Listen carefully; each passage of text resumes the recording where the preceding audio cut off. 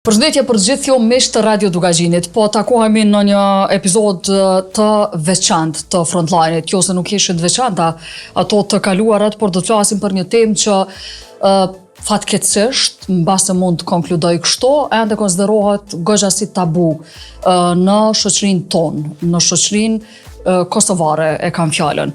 Po flasim për gratë të cilat mirën me sporte që tradicionalisht janë konsideruar për burra.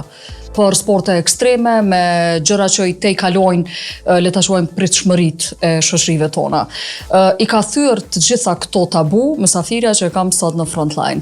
Brunilda Gjura, mirë se erdhe, përshëndetje. Mirë se u gjeta, kënaqësi për ftesën. Brunilda merret me autosporte, me shpejtësi, me vetura, ka marrë pjesë në shumë gara, i ka mbi 50 çmime ndërkombëtare dhe kombëtare, apo është kështu?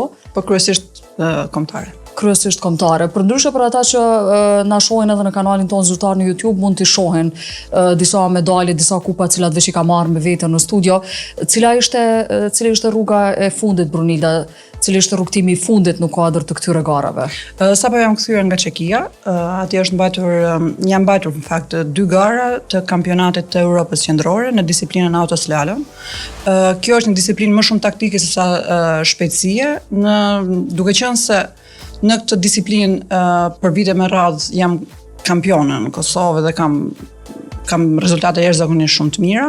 E pash të udhës që ta sfidoj veten edhe në arenën ndërkombëtare, në pamundësi për të marrë pjesë në disa disiplina që janë më të larta se sa kjo.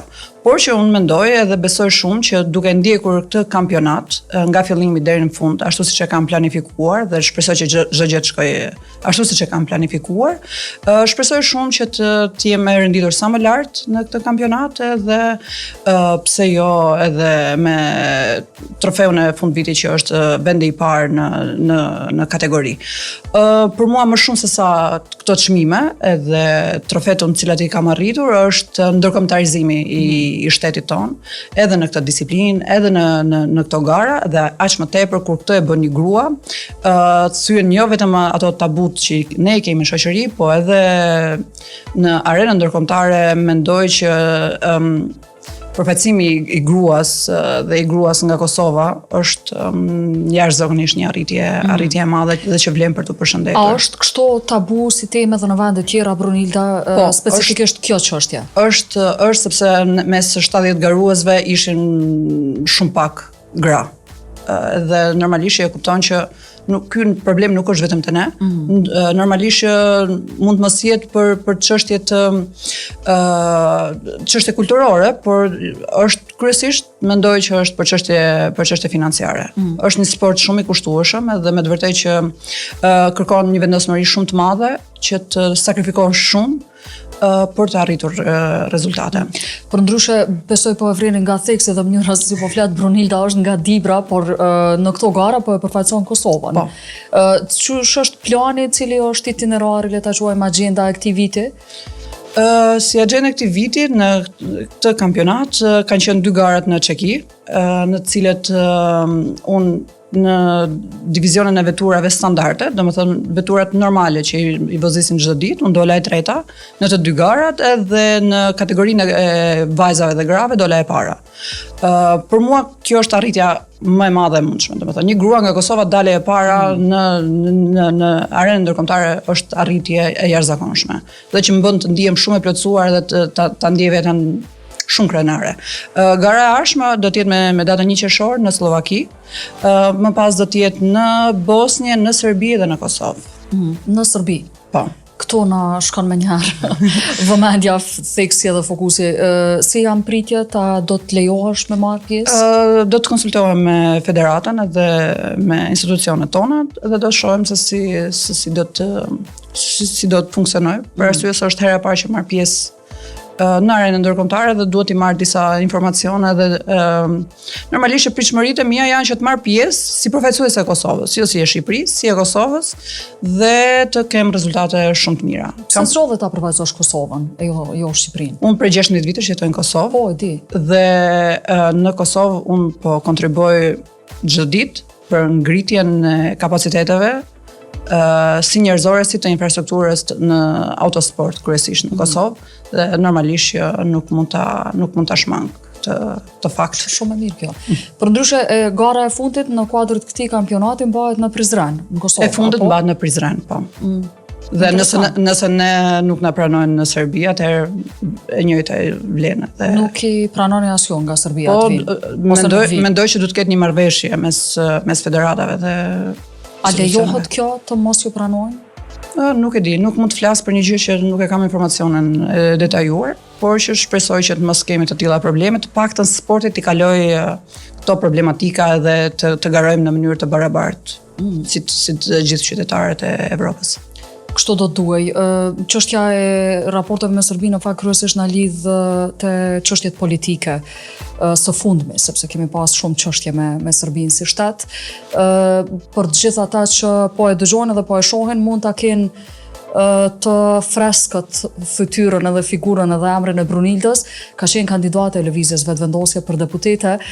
Nuk po du me hyn politik Brunilda, sepse po i lodhim mjaftueshëm, po e them kushtimisht, dëgjuesit gjatë gjithë javës me zhvillime ose mos zhvillime në kuvende rreth politikës, por çka po më intereson me pyet është a lidhet diçka autosporti ose autosportet me fushat? A është adrenalina e njëjtë? Çka dallojnë? Të dyja janë gara. Edhe politika dhe autosporti janë të dyja gara. Të kjo e para pja del ma mirë? Nuk do të thoja ashtu, sepse jo gjithnjë ajo që ne bëjmë në politikë është e dukshme. Kontributi i më i madh është ajo që nuk shihet. Po, e kisha fjalën thjesht për fushatën, edhe për fushatën të mosmarrja e votave të mjaftueshme për të hyrë në kuvend.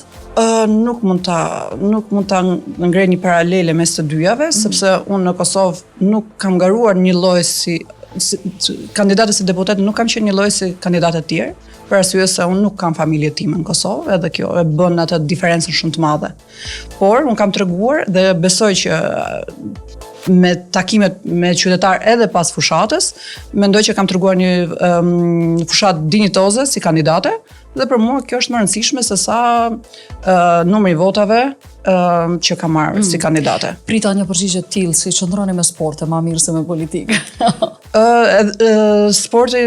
Autosporti në fakt në Kosovë është shumë i zhvilluar se sa në Shqipëri, edhe për mua nëse sadopak të kem ndikuar në këtë gjë është një përmbushje shumë e madhe. A cila e jep e fundit për këtë pjesë? Adrenalinën ma të madhe, cilat përmbush ma shumë? Janë dy rrafshe, mund të them, sa të ngjashme, sa të ndryshme. Sporti e ka një lloj adrenaline që e merr aty për aty, ndërsa politika është diçka që unë të paktën si e shoh, e mbjell sot që të kultivojnë të tjerët pas teje. Prej nga Brunilda dëshira edhe ideja me u marrë me këtë lloj sporti? Unë kam të trashëguar, sepse edhe xhaxha im është merret në këtë sport. Edhe ai ka qenë i pari që më ka nxitur për ta ndezur një makinë, kur isha vetëm 9 vjeç. 9 vjeçë? Po. Edhe motorin dhe makinën e kam mësuar që në atë moshë.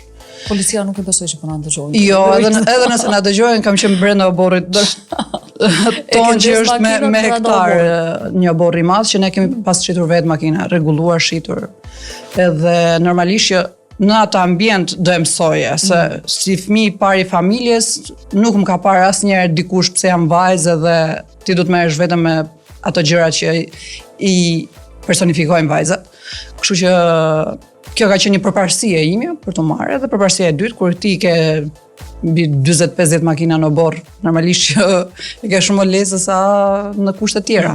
A e mban mend kontaktin e parë, ndezjen e parë të makinës? Po, ka qenë një Mercedes S-Class, edhe është një makinë shumë e gjatë. Për hir të vërtetës, domethënë edhe sot e kësaj dite është në të ishte 9 vjeçë në atë kohë. 9 vjeç në atë kohë, edhe kur e kam ndez atë dhe më nuk e kam fikur, edhe kështu që këto makinat e vogla më duken si lojra. Duken si lojra. Po. Tashi që isha në Çeki, isha me një Suzuki Swift. Ajo makinë e vogël, shumë e lezetshme, edhe gjithë më thoshin që kjo makinë shumë e lezetshme dhe ngjyrën e kishte shumë interesante.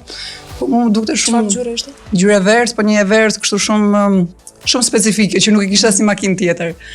Edhe mu dukte si një gjë shumë e vogël, domethënë që po luaj me të. Po ka qenë një eksperiencë e jashtëzakonshme, duke qenë se ta mendosh që garuesit tjerë që ishin aty, që vinin edhe nga rajone, faktikisht ishte një garues nga Serbia, një nga Kroacia, nga Slovakia dhe të tjerët çek dhe vetëm unë nga Kosova. Dhe isha më distancë më të madhe sa gjithë tjerët, rreth 1400 kilometër, dhe ta mendosh që të gjithë ato kishin ardhur me Merimanga, e kishin sjell makinat, unë duke e vozitur. Wow. Nga Kosova atje duke e vozitur. Pa dikant që të dikant tjetër. Vetë ke vozit gjatë gjithë rrugës. Po. Edhe mandej hyre ngara. Edhe hyra ngara. Sa pushove? Kam shkuar, jam nisur të mërkurën, të entën kam arritur, edhe të shtunën ka qenë ngara. Pse kështu? Ma imponuan rrethanat, pak kështu, edhe u desht kështu. Por në garat e tjera sigurisht nuk mund të jetë kështu. Sepse nuk mund të shkoj më, vetëm si të them, vetëm të mjaftohem me pjesëmarrjen dhe me minimumin. Unë nuk jam njeri i minimumeve. Në këto gara nuk jam njeri i minimumeve, vetëm nëse makina nuk ec, nuk kam çfarë të bëj. Përndryshe në këtë mënyrë, jo më. Federata do duhej kishte ndonjë kujdes në kuptimin e organizimit me pas shoqërues së paku me vete, nëse jo me Merimang? Nuk do kisha ndërhyr, ose nuk do hyja fare në këtë pjesë, kur secili niset me kushtet e veta dhe kushtet e mia në këtë garë ishin këto. Në garat e tjera po i përgatis kushtet dhe rrethana që Por ti ke përfaqësuar Kosovën atje, e ke përfaqësuar shtetin, Republikën. Në garat e tjera i kemi marrë masa që të jetë një përfaqësim jashtëzakonisht shumë ditës. Ku është gara tjetër? Me datë 1 qershor. Me datë 1 qershor në cilin vend? Në Slovaki, në Slovaki. Në Slovaki. Do të vim të shohim apo vozit vet. Ai kemi kandidatën e lodhën kur të shkojmë të arrijnë në vendin e ngjarjes. Jo, se më ra që të pushoj 2 ditë përpara, edhe kjo ishte një farë kështu qetësie. Por që ti gjatë gjithë kohës rri dhe mendon për hapin e arshëm. Domethënë të shtunën mendoja për të garën e të dielës, të mos i konsumoj shumë gomat e makinës, se do më duhet prapë të vozis të dielën. Të dielën mu desh të mendoj që do kthehem prapë 1500 kilometër deri në Kosovë. Edhe kështu që nuk është e dash më të mirën e mundshme. Nuk ndihem e përmbushur për më të mirën e mundshme, por ndihem e përmbushur për përfaqësimin që unë mundova në maksimum kushtet e mia të jap. Mirë, le ta marrin një thirrje institucionet shtetërore dhe federata gjithashtu. Dhe jam shumë falendëruese ndaj ambasadores Republikës së Kosovës në Çeki, zonjës Albesiana Iberhysaj, e cila më ftoi në ambasadë dhe ishte diçka shumë pozitive, sepse ndihesh mirë kur vlerësohesh nga institucionet e tua, ndihesh mirë kur vlerësohesh nga shteti yt, ndihesh mirë kur po sheh që ajo që ti bën po vlerësohet. Kemi shumë për të bërë, është absolutisht kjo nuk duhet shmangur, por të paktën ne dim që jemi në rrugën e duhur dhe vazhdojmë tutje. Ku i merr veturat Brunilda? Të kujt janë veturat? Janë tuat ato që garon ato? Veturën e fundit, cilën mora pjesë në Çeki, më siguroi klubi. Unë së fundmi jam dhe sekretare e një autoklubi të ri që e kemi hapur, Kaçandolli Racing Team, edhe nga kompania që ne kemi bashkë, domethënë në farë forme që bashkë veprojmë, mu dha ajo makinë. Normalisht që unë e di se çfarë makine duhet dhe se si duhet, po kushtet ishin të atilla, në një moment fundit, ishte një zgjidhje e momentit fundit, por po them që në garat e tjera nuk do të jetë ashtu. Po kthehemi te Brunilda 9 vjeçe. Çka ndodhi pastaj, pas kësaj ndezjes parë në ato borën e madh me shumë vetura? Unë e kisha ndezur motorin më përpara. Edhe e kisha mësuar. Dhe pastaj ajo një herë që ta ndezësh një motor ose një makinë dhe unë mendoj që nuk ndahesh më. Unë kupton se fillon dhe e sheh veten që mundesh. Të pëlqen. Mundesh. Dhe nga ajo makinë pastaj nuk jam ndarë asnjëherë nga makinat. Asnjëherë. Kur ke marrë pjesë për herë të parë në gara? Në gara kam marrë pjesë në 2019 për herë të parë. E kam pas vajzën e vogël vetëm 9 muajshe. Edhe e kam parë që në Ferizaj në atë kohë mbase një garë autoslalom. Ka qenë edhe presidentja në atë kohë, Atifete Jajaga. Edhe ka pas një organizim jashtëzakonisht, mbi 50-60 gra kemi qenë garuese. Kur kam marrë pjesë, herën e parë kam qenë në një BMW 330, një makinë me të vërtetë e gjatë për këtë disiplinë, se këtu duhet sa më e vogël edhe e fuqishme. Por e pash që në atë garë që unë mund t'ja dalë, edhe mund t'a bëj shumë mirë të gjë, edhe thuaj se në asnjë garë nuk jam dalë. Nuk jam dalë. Me thënë, më është dashur me makina me qera, me makinat familjarëve, makina që shkoja në Tiranë i merre për gjithë natën dhe u ktheja. Po ajo dëshira për të mësuar. Tu i dalë njerëzit në rrugë, vish pak se e ki makinën shumë të mirë për gara. A mundesh më azu? Shiko, është ligji i sponsorizimit që nëse bizneset do e shfrytëzonin ashtu siç duhet dhe do e përdorin ashtu siç duhet, edhe ne si sportista, edhe për bizneset do kishte qenë diçka përfitimi dy anshëm. Do të kishte qenë fantastike, domethënë se nuk do të rrihet mendoje për anën materiale të paktën. Por kur këto gjëra po ngecin diku, pastaj krijojnë disa boshliqe në krah tjetër, por që unë jam tifoza asaj që një grua ose do të arrijë diçka gjithnjë arrin. Për mua gjithçka ka qenë thjesht çështje kohe. Në këtë moment ndihem e përmbushur edhe e di që edhe në të ardhmen, synimet e mia do të marrin pak kohë, por përfundimin e di. Vajzat Brunilda i ka 3 vajza për ndryshe. Çfarë moshe ishin vajzat? 15, 14 edhe 7. A i kanë ndezë makinat ato? Kjo është 7 vjeçja se këto 2 tjerat me siguri po. Ajo është 7 vjeçja, mamsa unë nuk në garën Ferizaj që mbajt para 2-3 javësh, shkova t'i marrë që të shkojnë të marrim çmimin, edhe thanë mamsa cilin vend e ke zënë? Sa është të dytin. Thash, a je krenare?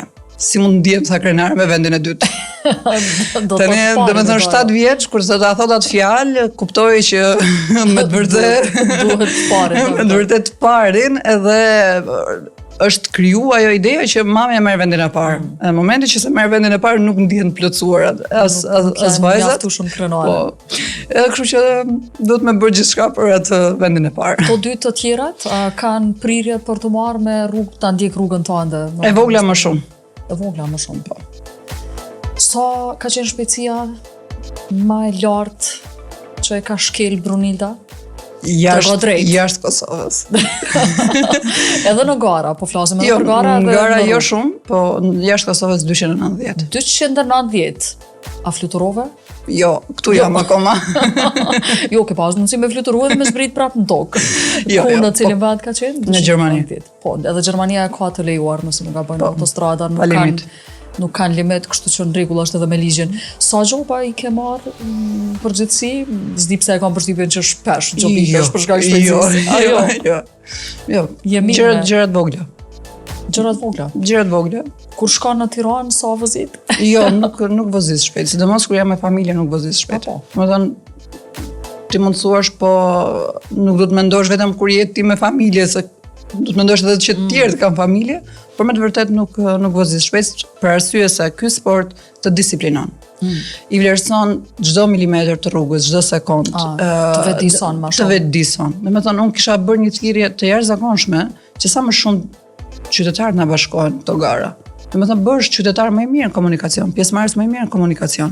Ky është edukimi që ta bëjnë garat. Domethënë adrenalinën, nëse ke adrenalinë, hajde shkarkoje aty. Jo në tunel të Kalimashit. Jo në tunel të Kalimashit. Jo në rrugë, jo në komunikacion, se me të vërtetë po bëhet gjendja dramatike në rrugët tona. Nuk është ideja vetëm të rrije policia, të marrësh dënimet edhe këto. Thjesht është ai edukimi që ne duam ta bëjmë. Në Federata e Autosporteve të Kosovës organizon gara që nga mosha 8 vjeçare. Por që me 8 vjeçare, po, karting. Fillon që në moshën 8 vjeçare. I kemi kampionatin e kartingut. Domethënë që ti nëse dikush ka adrenalinë, siç unë e kam pas kur kam qenë 9 vjeç, por nuk kanë qenë kushtet në atë kohë. Ndoshta nëse do kishte pas kampionat në atë kohë, që në moshën 9 vjeçare, ndoshta kisha mbrit shumë më larg se sa sot. Jam e bindur, domethënë se po ta kisha ndjekur si kampionat, tamam si një gjë serioze, tamam si një sport, e bindur jam që shumë më larg kisha arritur. Domethënë nëse dikush ka adrenalinë sot, e kemi vendin. Rrugët që janë të sigurta, ligjore. Kemi karting, kemi autoslalom, kemi gara malore, kemi drag. Domethënë është gjuna që të shfrytëzohen rrugët për gara. Domethënë, ne duhet punojmë shumë më shumë për rregullimin e infrastrukturës sportive, është evidente kjo gjë, edhe po punojmë në atë drejtim, por që edhe qytetarët duhet ta shohin autosportin me të vërtetë si një sport, me të vërtetë si diçka që edhe mund të vlerësohesh si sportist, edhe mund të arrish edhe më larg si sportist, jo thjesht dalësh në rrugë atë shpejtësinë, atë adrenalinën që e ke aty për aty. Ne na duhen talente të reja. Sakt, përveç adrenalinës. Evidentimi talenteve të reja na e çon Kosovën shumë përpara. Edhe mirë shumë e shfrytëzojmë emisionin ju bë thirrje të gjithë atyre që po na dëgjojnë, që eventualisht i shohin fëmijët e tyre që kanë prirje ose dëshirë për një sport të tillë, pse jo të mos lajmërohen në federat, edhe në të ndjekin rrugët zyrtare me profesionist, edhe profesionalisht ta zhvillojnë edhe ta përmbushin këtë adrenalinë tyre. Isha duke të pyet, a ka ndodhur se u ofrum gati në fund, a ka ndodhur ndonjëherë problem në kuptimin që prishet makina, bën ndeshje gjatë garës? Sigurisht. Edhe pse kjo disiplinë është më shumë taktike se sa shpejtësie, më ka ndodhur që më shprish makina, po në garat malore, të cilat janë shumë sfiduese dhe janë shumë të shpejta, ndodh shpesh. Ndodhen edhe aksidente, por që ke marrë pjesë edhe në gara malore? Jo, në gara malore nuk ka marrë pjesë, por shpresoj që të marr pjesë në 2-3 gara këtë vit, që të përmbushi kushtin që pastaj të marr pjesë edhe në gara ndërkombëtare. A janë të rrezikshme këto aksidente që ndodhin, a mundën me qenë të rrezikshme? Mundën të jenë të rrezikshme, por për fat mirë këto vetura i plotësojnë kushtet një lloj si i kërkon Federata Ndërkombëtare e Autosporteve, që do të thotë makina ka një roll bar që një lloj si kafazi brenda. E ka sigurinë një lloj që si garuesi ndërkombëtar. Plus veshja është kundër zjarrit, kundër shumë dëmtimeve që mund ndodhen, ka pasur aksidente, por që për fat mirë nuk kanë përfunduar me fatalitete dhe as me plagosje, por vetëm në dëme materiale. Edhe shoqëruar që ne të paktën i kemi këtë lloj eksperjencash, por ajo që është më interesante është edhe pas aksidenteve garuesit tanë nuk janë dalur nga garat. Domethënë kjo është që është një sport i cili është i lidhur më shumë me shpirtin se sa me anën fizike dhe me anën materiale të veturës, si i tillë pavarësisht vështirësive, secili mundohet që ta gjej veten edhe të vazhdojë. Çka tjetër përveç dëshirës për të marrë me autosporte? Çka kërkohet tjetër, le të themi, si ta dijon që përveç që po ndjej knaçi kur po vozes ose po bëj gara ose teknikalitetet që po i përdori, ç'është me ditë tjetër që ne mund të shkojmë të merrem me këtë sport? Atëherë, për shembull, ditën e diel kemi garën e radhës të kampionatit të Kosovës. E mbahet në Slatin, në pistën e vjetër të aeroportit. Mund të vijë secili qytetar edhe me një makinë civile që e përdor çdo ditë. Mund të vjet marrë pjesë, ta testojë veten edhe e kupton, domethënë e sheh veten se sa është i gjendshëm, jo vetëm me kushtet e kësaj gare, por edhe se sa aftësi, domethënë reflekse më shumë i ka për të marrë me këtë sport. Prandaj bëj një thirrje të tjerë, zakonisht sidomos për gratë, se ne na shohim pak si ajo deli e zezë e komunikacionit, të vinë edhe të regjistrohen dhe të marrin pjesë dhe të fillojnë ta shohin si një sport, jo thjesht një vozitje, po si sport. Në këtë formë pastaj fillojmë edhe i evidentojmë talentet. Kemi nevojë për talentet të reja. Bruna nuk e shef asnjëherë veten si Bruna.